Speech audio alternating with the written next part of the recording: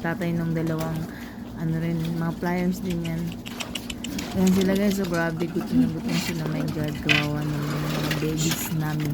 I mean, yung babies ng may-ari pala yan.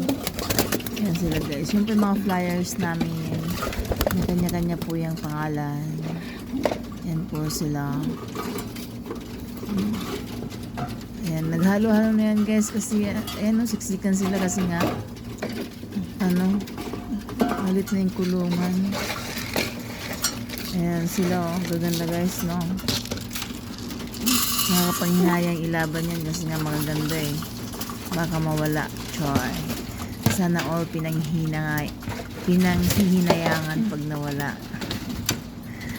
Yan pala si Bobby, yung kulit niya, hindi ko pala na-recognize na gusto niya ng tubig. Uhaw na uhaw pala siya.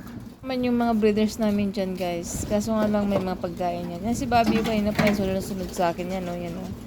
Kasi nga uhaw na uhaw pala siya, kaya nga pala hindi ko man lang naalala kung paano niya ako sinusundan.